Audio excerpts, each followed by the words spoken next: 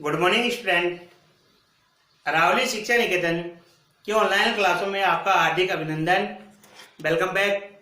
मैंने आपको पहले बताया था 10th क्लास के सामाजिक विज्ञान के फर्स्ट लेसन के बारे में बताया था, जिसमें महाजनपदों के बाद में दीपांतर के बाद में सबसे पहले अपने आता है मौर्य वंश। राजाओं के बारे में सबसे पहले किसके बारे में आता है? मौर्य वंश। मौर्य वंश की स्थापना चंद्रगुप्त मौर्य ने 322 ईस्वी में की थी। अब चंद्रगुप्त मौर्य के बाद में मौर्य वंश का दूसरा शासक आता है बिंदुसार के बारे में हमने पढ़ लिया। अब उसके बाद में देखो अपना आता है अशोक महान। क्या आता है? अशोक महान। मौर्य वंश के राजाओं में चंद्रगुप्त मौर्य के बाद में बिंदुसार के बाद में तीसरा अपना राजा आता है अशोक महान। कौन सा आता है? अशोक महान। अशोक का शासनकाल 273 ईस्वी से 232 ईस्वी तक रहा। 232 ईस्वी तक रहा। अब देखो अपने अशोक के बारे में देखेंगे। अशोक का राज्याभिषेक यानी अशोक राजा कब बना, गद्दी पर कब बैठा? देखो अशोक का राज्याभिषेक 273 ईस्वी में हुआ था, यानी अशोक राजा 273 ईस्वी में बना था। इससे पहले बिंदुसार से पहले चंद्रगुप्त था। अब देखो गुज्जारा और मार्क्स के अभिलेखों में अशोक का नाम अशोक ही मिलता है। केवल ये दो ही ऐसे अभिलेख है जिसमें अशोक का नाम अशोक ही मिलता है, और इसके अलावा और अनेक अभिलेख है जिनमें अशोक का नाम देवनागप्रियदर्शी मिलता है। केवल इन दोनों अभिलेखों के अलावा और अनेक से अभिलेख है जिनमें अशोक का नाम देवनागप्रियदर्शी मिलता है। अब इसी के साथ में देखो अभिलेख क्या होता है। अभिलेख होता क्या है? अधिकांश यानी ज्यादातर बच्चों को पता नहीं रहता कि अभिलेख होते क्या है। अभिलेख जो राजा के द्वारा जनता को संदेश दिया जाता था, यानी पत्रों पर खुदवाकर जो लिखाई की जाती थी, पत्रों की लिखाई की जाती थी, अभिलेख कहलाते हैं। जो लंबे समय तक, लगातार समय तक अमिट यानी कभी नहीं मिटने वाले अभिलेख कहलाते हैं, जिनसे हमें इतिहास यानी प्राचीन सभ्यता का पता चलता है। अभिलेखों से हमें प्राचीन सभ्यता का पता चलता है। अब इसी के साथ में आगे देखेंगे अशोक के परिवार के बारे में देखेंगे। अशोक की पत्नी का नाम क्या था? कारुवाकी, यानी अशोक की पत्नी का नाम कारुवाकी, और पुत्र का नाम महेंद्र, और पुत्री संघमित्रा थी।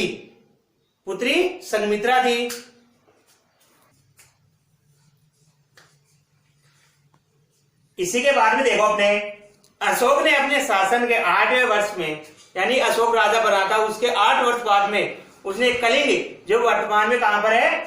उड़ीसा। 8वें वर्ष के बाद में कलिंग यानी वर्तमान में उड़ीसा पर आक्रमण किया, जिसका उल्लेख अशोक के द्वारा खुदवाए गए या लिखवाए गए 14 शिलालेखों में से 13वें शिलालेख में किया गया है, या 13वें शिलालेख में मिलता है। और आगे देखो कलिंग आक्रमण के बाद में अशोक ने जब कलिंग पर आक्रमण किया तो लाखों लोगों का नरसंहार हुआ, जिससे अशोक का मन पिघल गया, यानी हृदय परिवर्तन हुआ, जिससे कि अशोक ने बहरी घोष होता है बदले की भावना या किसी पर आक्रमण करना की जगह धम घोष का मतलब होता है परोपकार की भावना रखना। धम घोष को अपना लिया। इसी के साथ में देखो अशोक ने अपने शासनकाल के 10वें वर्ष में बोध गया। सर्वप्रथम किसकी यात्रा की थी? बोध गया की यात्रा की। और अपने शासनकाल के 20वें वर्ष में लुम्बिनी एक गांव है जिसकी यात्रा की थी। लुम्बिनी की यात्रा की, यानी कि पहले तो बोध गया स्थान, और उसके बाद में अपने 20वें वर्ष में लुम्बिनी गांव की यात्रा की थी या लुम्बिनी ग्राम की यात्रा की थी। और वहां पर घूमने के बाद में यानी यात्रा करने के बाद में अशोक ने लुम्बिनी ग्राम, जो लुम्बिनी गांव था, उसका कर मुक्ति कर दिया। कर मुक्ति कर दिया। कर क्या होता है? ज्यादातर यानी अधिकांश बच्चों को पता नहीं रहता कर, जिसे अंग्रेजी भाषा में बोलते हैं टैक्स। जिसे अंग्रेजी भाषा में क्या बोलते हैं? टैक्स। जैसे एग्जाम्पल या उदाहरण ले लो, toll tax, income tax. Income tax यानी जो व्यक्ति अपनी आय यानी प्रतिवर्षीय आय का, प्रति व्यक्ति जो अपने वार्षिक आय का टैक्स देता है, जिसे कर बोलते हैं। अब उसके बाद में देखो, बौद्ध अनुयायी, जो बौद्ध अनुयायी था उपगुप्त, बौद्ध अनुयायी कौन क्या था? उपगुप्त के प्रभाव में आकर अशोक ने बौद्ध धर्म अपना लिया। यानी उपगुप्ता जो बौद्ध धर्म का अनुयायी था, इनसे प्रभावित होकर अशोक ने कौन सा धर्म अपना लिया? बौद्ध धर्म अपना लिया। बिल्कुल सही है। आगे देखो नोट, राष्ट्ररंगिणी एक संस्कृत भाषा में लिखी गई पुस्तक है। संस्कृत भाषा में लिखी गई पुस्तक है। राष्ट्ररंगिणी में अशोक के बारे में लिखा गया है, जिसके लेखक कल्हण जो कश्मीर के निवासी थे। आगे देखो, अशोक के द्वारा जो नीतियां अपनाई गई थी, अशोक के द्वारा जो प्रजा की भलाई के लिए, प्रजा के हित के लिए जो नीतियां यानी नियम अपनाए गए थे या बनाए गए थे, उनमें सर्वप्रथम आता है धम्म। क्या आता है? धम्म। धम्म में देखो, अशोक ने प्रजा के लिए नैतिक उन्नति के, अशोक ने प्रजा के लिए यानी जनता के लिए नैतिक उन्नति, भलाई के लिए जिन आदर्शों का प्रतिपादन किया था, इन नियमों को ही धम्म कहा जाता है।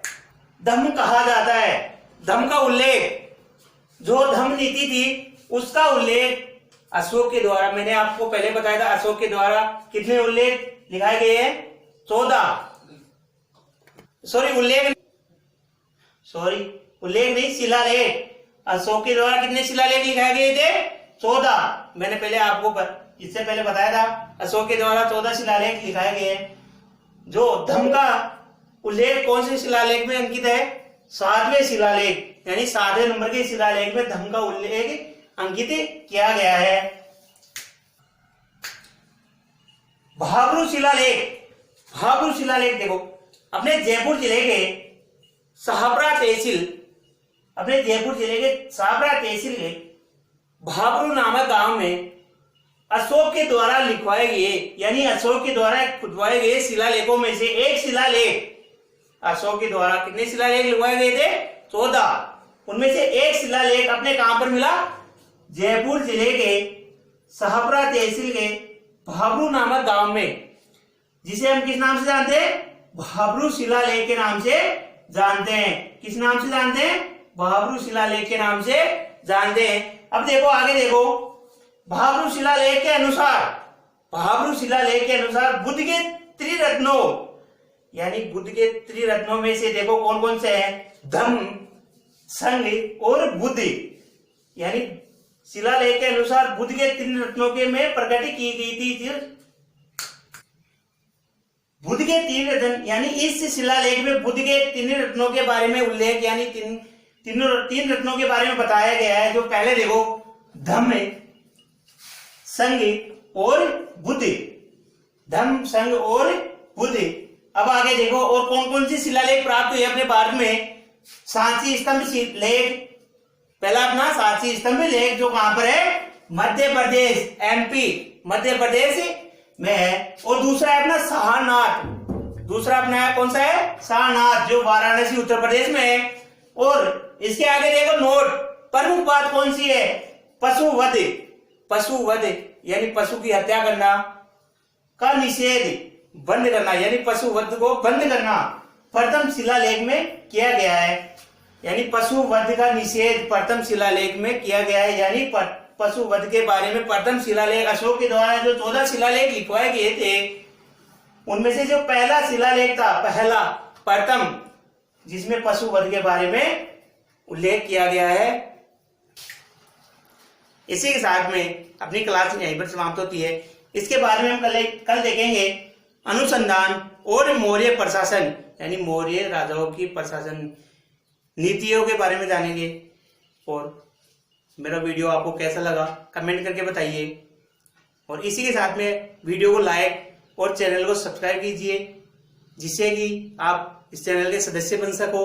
और ज्यादा से ज्यादा शेयर कीजिए अपने रिलेटिव यानी दोस्तों को, सभी को, रिश्तेदारों को शेयर कीजिए, जिससे कि वो भी ये फायदा उठा सके। जय हिंद, जय भारत।